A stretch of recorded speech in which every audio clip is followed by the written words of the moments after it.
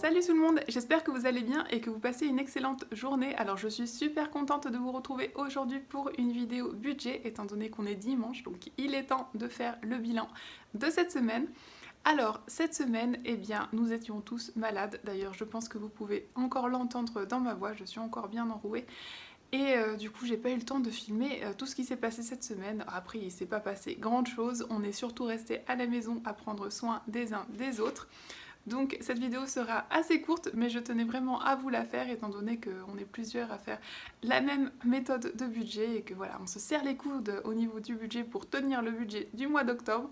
Donc sans plus attendre, j'espère que cette vidéo va vous plaire et on passe tout de suite au budget, je vous montre tout ça. Une petite précision, j'oubliais, voilà, je suis malade, j'oublie tout. Mon imprimante est toujours en panne, donc cet update budget sera par partage d'écran comme la dernière fois. Voilà, ça change rien au contenu, les modèles sont les mêmes que d'habitude. Donc voilà, j'espère que cette vidéo va vous plaire. Donc sans plus attendre, on passe au budget. Donc voilà, on reprend mes fiches budget. Donc pour ceux et celles qui ont suivi mes vidéos précédentes, donc vous les connaissez déjà. Ce sont des fiches budget que j'ai fait avec un petit design automnal étant donné que l'automne c'est ma saison préférée, donc je me suis un peu lâchée. Si elle vous intéresse, eh bien vous trouverez bien sûr le lien de ma petite boutique Etsy que j'ai ouverte sous cette vidéo dans la description. Vous trouverez aussi un lien vers les fiches mensuelles et semaines libres à télécharger librement sous cette vidéo. Donc voilà, sans plus attendre, on continue l'update budget de cette semaine. Alors, je descends. Là ensemble, dans la vidéo précédente, si vous ne l'avez pas vue, je vous invite à y jeter un petit coup d'œil. On a fait ensemble le budget mensuel et du coup, je vous avais montré comment je fixais mes budgets pour le mois et que je me base sur un fichier Excel qui me permet d'avoir une vision globale de mes dépenses à l'année et qui me calcule automatiquement mes moyennes à l'année. Donc si vous ne l'avez pas vu, je vous invite vivement à aller voir la vidéo précédente où je vous explique tout ça. Mais bon, là on continue avec cette semaine-là et puis comme je suis un petit peu malade, je vais faire cette vidéo un petit peu rapide, vous m'excuserez. Donc la semaine dernière, on avait fait ce bilan-là, on avait commencé le budget de cette semaine, je vous avais juste montré que je reportais du coup tout simplement ce qu'il me restait en fin de semaine pour le mois dans le début de cette semaine donc. Par contre, voilà, de cette semaine. Et donc, du coup, je m'étais fixé un budget pour chaque poste, donc pour chaque enveloppe, pour cette semaine. Donc, 20 € pour l'alimentation, 90 pour la maison, 100 pour les transports, etc. Donc, on avait un budget de 405 € pour toute la semaine. Alors, j'avais juste reporté ces sommes-là sur le début de semaine. Et là, on commence la semaine avec le lundi 10 octobre. Alors, lundi, qu'est-ce qui s'est passé ? Eh bien lundi, il s'est passé que j'ai été faire une petite dépense à la pharmacie. J'en ai eu pour 17 €, donc là je mets simplement moins 17 €. Ensuite, j'ai eu une facture de Apple pour mon Apple Cloud, là où je stocke tous mes dossiers. Donc là, j'en ai eu pour 1 €. Donc là, je mets moins 1 € dans le perso. Et au final, je regarde si je n'oublie rien, je regarde juste mon ticket de caisse et c'est tout du coup pour le lundi, donc franchement super, ça va, c'était pas si terrible que ça, donc là je reporte simplement. Il me reste 20 € pour la maison, 90 € pour les transports, 100 € pour les transports, pardon, je dis des bêtises, et 30 € moins 17, voilà, il me reste 13 € pour la santé, 50 pour les enfants, 15 pour le chien, 50 € pour les plaisirs, pour tout ce qui est glace, sortie resto et tout ça, divers 0, et 49 € du coup pour le perso, donc vraiment pas mal. Et au total, on a dépensé 18 € et donc 405 moins 18, 387 €. Voilà. Donc top, il me reste 387 € à la fin du lundi. Alors, on continue. Mardi, qu'est-ce qui s'est passé ? Eh bien, mardi, rien du tout. Ça a été une journée sans achat, donc je vais juste tirer un grand trait dessus et continuer ma semaine. Voilà. Donc en temps normal, bien évidemment, j'imprime normalement ces fiches et je remplis à la main, je tire les traits à la main, c'est beaucoup plus agréable, je trouve, que de le faire en ligne. Mais là, comme mon imprimante m'a lâché, eh bien, on fait comme ça je peux bien vous montrer l'évolution de mon budget. Et voilà, donc allez, on continue cette semaine. Alors mercredi 12, qu'est-ce qui s'est passé ? Eh bien, mercredi 12, il s'est rien passé non plus. J'ai fait une journée sans achat, donc je tire un grand trait. Par contre, le mercredi, du coup, j'ai été au supermarché. J'avais un challenge, je vous rappelle, la semaine dernière d'avoir fait les courses pour les 2 semaines. Mais malheureusement, ils avaient oublié des produits. Alors c'est toujours comme ça, c'est toujours galère quand on commande sur le drive. Il y a toujours un truc qui manque. Mais bon, je voulais faire le test. Et du coup, je suis retournée au supermarché pour acheter du raisin et des yaourts qui me manquaient. Et j'en ai eu pour 11 €. Donc là, je vais mettre simplement 11 €. Donc voilà, je mets juste moins 11 € dans l'alimentation. Il me restait 20 €. Du coup, il me reste 9 € pour le budget alimentation de cette semaine. Alors là, comme je vous l'ai montré, l'avantage de ma fiche, c'est qu'en milieu de semaine, on peut rajuster les enveloppes si on voit que sur certaines enveloppes, certains budgets, on a vraiment déconné et qu'on est en négatif. Du coup, on peut réajuster, on peut passer d'un budget à un autre pour toujours être en positif et garder la motivation sur la fin de semaine. Parce que si vous êtes comme moi, si sur un poste vous êtes déjà en négatif, par exemple sur le plaisir, si on est déjà en négatif et qu'il nous reste jeudi, vendredi, s'il nous reste vendredi, samedi, dimanche, eh bien on est vite démotivé, on se dit foutu pour foutu, et ben autant dépenser, on fera mieux la semaine prochaine, alors que là non, on peut réajuster et finir la semaine en beauté. Alors ce que je fais là, comme je suis quand même pas mal sur tous les postes, sur toutes les catégories, franchement on a vraiment pas trop dépensé cette semaine, c'est vraiment pas mal. Arrivé vendredi avec autant de positifs. Donc franchement bravo à nous, hein. On se fait un petit tapotage sur l'épaule. Je vais juste reprendre les montants et les reporter simplement sur la fin de semaine. Voilà, donc on continue l'update budget. Donc nous sommes le vendredi 14 octobre. Alors qu'est-ce qui s'est passé aujourd'hui? Nous n'avions rien prévu, mais malheureusement, en fait, bon bah non, ce sont des choses qui arrivent. Eh bien, on a eu une dépense totalement inattendue. Il y a des enfants du quartier qui sont venus taper et qui vendaient du coup des lots pour une loterie pour le club de handball, le club local de handball. C'est un club assez connu dans la ville, et voilà, on a des petites voisines qui y jouent et qui du coup se sont motivées pour vendre ces tickets de loterie pour supporter leur club. Donc bah, bien sûr on en a pris et on en a eu pour 20 €. Alors bien sûr, on espère, ce sont vous savez, des tickets à gratter, là où on peut gagner des sous, et donc c'est des tickets à gratter où on peut gagner des millions. Je crois qu'on peut gagner 2 millions, 2 millions d'euros. Donc on espère quand même qu'avoir investi ces 20 € vont nous donner accès à ces 2 millions d'euros. Enfin, bref, on peut rêver, mais bon. Voilà, donc on a dépensé 20 € pour ces tickets de loterie. Du coup, il nous reste 29 € pour... Pardon, je l'ai mis dans le perso, mais en fait, je voulais le mettre dans le plaisir, donc je vais rectifier ça tout de suite. Je mets 0 là... 49 là, donc je vais le mettre dans le plaisir comme c'est une dépense inattendue. Donc moins 20 € ici, et du coup ça nous fait 30 € restant pour les plaisirs. Qu'est-ce qui s'est passé aussi? Eh bien c'est qu'on a eu malheureusement un décès dans le quartier, un voisin est mort, une personne âgée qui a eu un problème au poumon, donc on va assister à l'enterrement et on a participé entre voisins à acheter une grande couronne de fleurs pour l'enterrement, et du coup on en a eu pour 20 € aussi. Du coup je vais le mettre dans la catégorie plaisir, même si vraiment c'est pas du tout un plaisir, hein. C'est quand même un enterrement, on est vraiment triste qu'il soit parti, mais c'est la catégorie qui est un peu plus adaptée pour ce genre de dépenses, hein. Voilà, parce que c'est une dépense inattendue, et voilà, bon bref, je sais pas comment le tourner pour essayer de faire passer la catégorie, mais bon, c'est plus dans cette catégorie-là que je pense le mettre. Du coup, il nous reste 0 € pour la catégorie plaisir pour cette semaine. Et pardon, je fais des bêtises, hein, je suis malade, ça se voit. Donc moins 50 € pour les plaisirs, et du coup il nous reste 0 € pour finir la semaine. Du coup, on va se serrer la ceinture et on va pas faire de dépenses superflues pour finir la semaine. Voilà.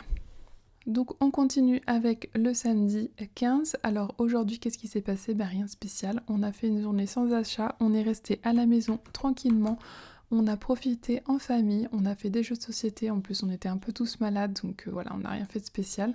Donc journée sans achat, on continue la semaine. Là je vois que j'ai pas mis à jour le montant final. On voit vraiment que je suis fatiguée aujourd'hui, ça va plus. Et du coup qu'il nous reste 337 €. Voilà. Allez, suite et fin de la semaine. Donc voilà, aujourd'hui, suite et fin de la semaine, donc le dimanche 16 octobre, qu'est-ce qui s'est passé? Ben rien de spécial, à part que mon mari est sorti avec ma plus grande fille. Ils ont été faire un petit tour avec des amis à jouer au frisbee et du coup ils ont mangé une pizza, donc c'était un petit peu inattendu. Et comme vous savez, tout ce qui est sorti au restaurant, sortie glace, etc., ben ça tombe dans la catégorie plaisir. Alors ils ont partagé une pizza, ils en ont eu pour 9 €. On était déjà à zéro, du coup bah malheureusement ce sont des choses qui arrivent, on va finir en négatif sur la catégorie plaisir, mais comme on a été bons élèves sur les autres postes, eh bien on finit quand même en positif cette semaine avec de belles économies. Donc là attendez, je mets moins 9 € ici, et du coup 337 moins 9 €, ça fait 328 €. Voilà, donc on finit la semaine avec 328 €, c'est vraiment pas mal. Alors, une fois qu'on finit la semaine comme ça, et bien comme vous l'avez vu dans ma fiche précédente, et bien on calcule simplement les dépenses totales de cette semaine qu'on va ensuite soustraire à ce qui nous restait pour le mois. Alors, vous voyez, il nous reste 9 € pour l'alimentation, on avait un budget de 20 € au départ, du coup, eh bien on a dépensé au total 11 €. Ensuite, pour la maison, on avait un budget de 90, il nous reste 90 0. Pareil pour les transports. La santé, il nous reste 13 € alors qu'on avait 30 € au départ. Du coup, on a dépensé 17 €. C'est une journée assez facile à calculer. C'est une semaine assez facile à calculer étant donné qu'on n'a pas fait tellement de dépenses que ça. Enfant, 0. Chien, 0, pareil. Plaisir, par contre, on est à moins 9 €. On avait un budget de 50 €. Du coup, on a dépensé 59 €. Divers 0, c'est nickel. Plaisir, non pardon, perso du coup 1 €. Et donc du coup au total 11 plus 17, 28 et 59 et 1, 60, donc 28 plus 60, 88 €. Voilà, donc franchement c'est pas mal du tout, hein, une dépense de 88 € pour une semaine pour une famille, super. Donc ce qu'on fait ensuite avec ça, eh bien c'est qu'on va calculer le reste mois pour la semaine suivante. Alors, pour l'alimentation, il nous restait 191 € pour le mois, on en a dépensé 11. Du coup, eh bien, il reste 180 €. Pour la maison, il nous reste toujours les 97 €.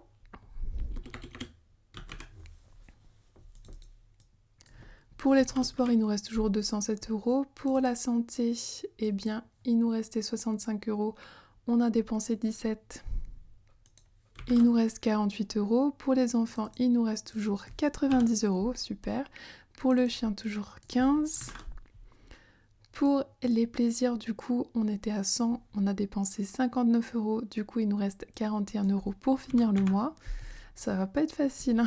Il nous reste 2 semaines et on est déjà il nous reste que 41 €, mais bon, allez, courage. Pour les divers, et ben du coup, il nous reste toujours 17 €. Quand je vous rappelle, divers, c'est tout ce qui est frais d'emballage, frais de port, si je fais des ventes sur Marketplace, sur Le Bon Coin, etc. Pour le perso, eh bien, on a dépensé 1 € sur les 50. Il me reste 49 € pour finir le mois. Et du coup, au total, il nous reste 744 €. Voilà, donc là c'est super, le budget de semaine est fait, du coup on va pouvoir préparer le budget de la semaine prochaine. Voilà, du coup j'ai juste créé une fiche budget semaine pour la semaine prochaine, donc la semaine du 17 octobre. J'ai reporté simplement les montants qu'on avait calculés sortant de semaine précédente pour l'entrée de semaine, donc il nous reste 744 € pour finir le mois. Donc ce qu'on va faire là pour établir le budget de la semaine prochaine, eh bien c'est qu'on va justement allouer un budget pour chaque enveloppe pour la semaine. Donc pour l'alimentation, étant donné que j'avais un challenge course pour 2 semaines, là il me reste, là normalement j'ai pas trop besoin de faire les courses la semaine prochaine, donc je vais juste me mettre un petit budget de 20 € pour m'acheter des fruits et légumes, notamment des pommes et des bananes, parce que bon, ça passe vite et puis ça périt assez vite, donc du coup j'en avais pas acheté non plus assez pour les 2 semaines pile, donc 20 € pour acheter un petit peu de frais au supermarché. Pour la maison, je pense qu'on va aller faire un petit tour malheureusement à Ikea pour acheter du rangement pour les enfants, donc surtout les sacs de rangement. J'ai du mal à trouver ça de deuxième main et il faut aussi qu'on s'achète des étagères pour le grenier pour pouvoir stocker les vêtements de bébé qui ne vont plus. Donc voilà, je me mets un budget de 90 € pour ça. Ensuite, pour les transports, eh bien, je vais me mettre 100 € pour faire le plein de la voiture et étant donné qu'on l'a pas fait la semaine dernière. La santé, on va se mettre 30 € si jamais on a un pépin. Les enfants, on va se mettre 50 € si jamais on trouve des choses sur Marketplace pour le renouvellement de garde-robe. Pour le chien, on va mettre les 15 € comme d'habitude. Et pour les plaisirs, du coup, il nous reste 41 € pour finir le mois, c'est pas top top. Donc on va se mettre juste 20 € si jamais on veut s'acheter une glace le week-end, sachant que ces 20 €, j'espère vraiment qu'on va les économiser, j'espère qu'on va pas faire de sortie et qu'on va se garder les 41 € pour finir le mois. Divers 0 et perso, je vais me mettre 49 € si jamais je me décide à aller m'acheter une nouvelle paire de pantalons, sachant que j'en ai besoin, mais voilà, je suis prise, on a été malade toute cette semaine, du coup je m'en suis pas du tout occupée. Donc au total, on aura un budget cette semaine de 374 €. Donc voilà, on est prêt à démarrer la semaine.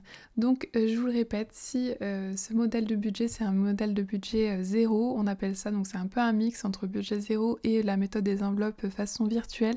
Si ça vous intéresse d'essayer, vous trouverez tous les liens de mes fiches, de mes modèles sous la vidéo en barre d'infos et de ce modèle spécial automne et des nôtres design sur ma petite boutique en ligne. Voilà, aussi j'en profite pour vous montrer ceux qui avaient raté la vidéo précédente, donc je vous montre très rapidement ma fiche budget annuel, donc mon fichier Excel qui me permet de faire mon budget mois par mois et de fixer des budgets réalistes. Donc voilà, j'ai un gros fichier Excel comme ça où je note toutes les dépenses que j'ai chaque mois par catégorie, nos revenus estimés et du coup les épargnes qu'on penserait réaliser. Et le but c'est d'arriver à une somme de 0 € tout en bas, ça veut dire qu'on a tout équilibré, les dépenses, les revenus, les épargnes.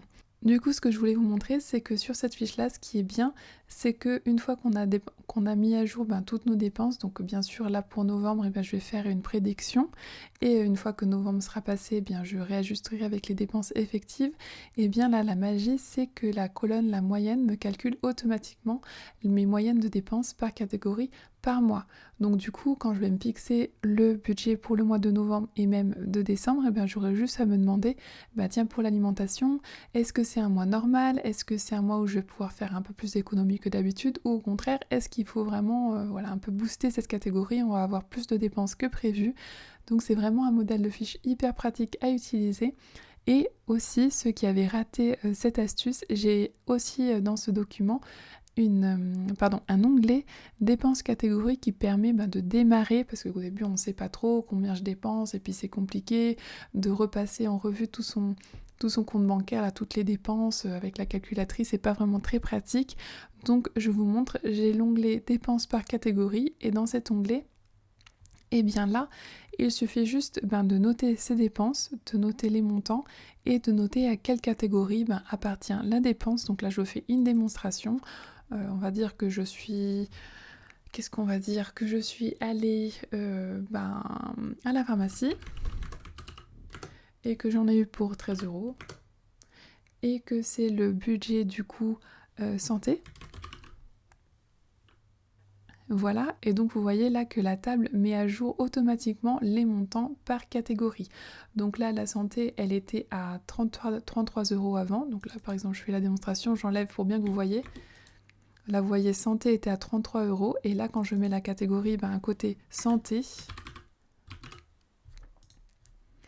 ça se met à jour à 46 €. Je peux aussi créer facilement de nouvelles catégories. Et mettons que là, il n'y a pas ma catégorie, que j'ai fait une dépense qui va dans une autre catégorie. On va dire que j'ai été sur sur Le Bon Coin, que j'ai acheté un lit pour enfants à 88 € et que du coup, c'est dans la catégorie enfants qui n'existe pas encore dans cette liste-là. Donc vous voyez là, avant que je presse sur la touche entrée, les 88 € s'affichent là sans catégorie automatiquement. Donc là je mets enfant avec un S parce que j'en ai deux. Et hop, ça va me créer une catégorie enfant avec les 88 € ici, donc déjà tout calculé. Donc voilà, donc c'est pour ce que je voulais vous montrer là, c'est soit ceux qui font tout en digital, et bien chaque mois, parce qu'au début je faisais ça aussi, chaque mois on repasse juste les dépenses, la carte bleue là où vous vous connectez sur votre banque, vous mettez toutes vos dépenses ici, vous catégorisez comme vous voulez et là pouf, magie, tout simplement vous avez les montants qui se calculent automatiquement et vous les reportez simplement sur Voilà, le budget annuel, donc la vue d'ensemble de l'année et vous aurez automatiquement la moyenne qui se calculera pour votre mois et qui vous permettra de fixer un budget réaliste de mois en mois. Donc c'est super pratique, c'est super facile à faire. Vous pouvez faire votre fichier Excel vous-même sans problème en vous inspirant, il n'y a pas de souci. Ou alors vous trouverez bien sûr ce fichier Excel dans ma petite boutique Etsy sous cette vidéo. Voilà,